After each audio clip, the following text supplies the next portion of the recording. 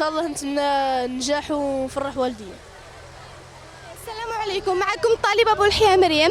فوتنا البارح مادة الفيزياء كانت شوية صعيبة، بصح المواد العربية والإسلامية والمدنية كانوا سهلين في متناول الجميع. أما نهار تاني الرياضيات جاتنا صعيبة بزاف، ولونجلي جاتنا سهلة في الفترة الصباحية. نتمنى النجاح ليا ولكل الطلبة إن شاء الله.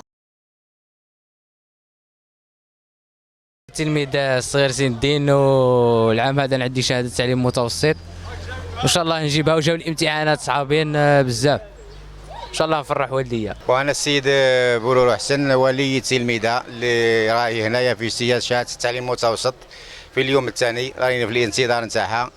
نتمنى ان شاء الله النجاح بطبيعه الحال لها، حتى لا تذهب سدى التحضيرات والمثابرة والاجتهاد على طول السنة، لأنها طول السنة هي في التحضير والمثابرة والمراجعة.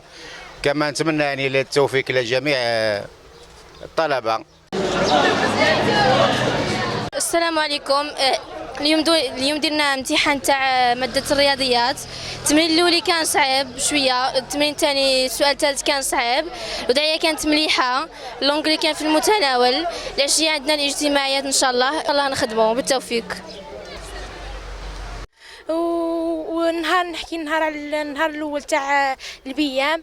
كانت العربيه سهله، شويه سهله، الاسئله تاعها سهلين الحمد لله.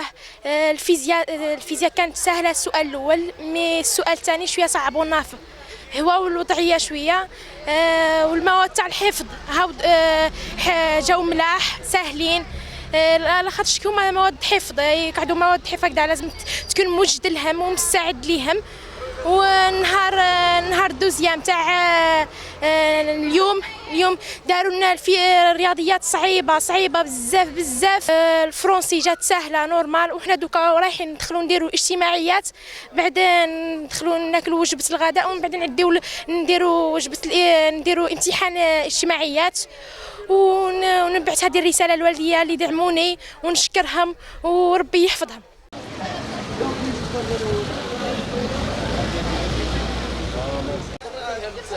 السلام عليكم ورحمة الله تعالى وبركاته. احنا عدينا البيام اليوم الثاني. البارح كانوا الأسئلة شوية ملاح، كانت في اللغة مليحة، في الفيزياء شوية صعيبة هيدا، بصح في العشية في الإسلامية والمدنية سهلين. واليوم درنا الأسبوع درنا الرياضيات جات شوية صعيبة، واللونجلي جات سهله. ونتمنى ليا النجاح ولزملائي. الله نتمنى النجاح ونفرح والديا.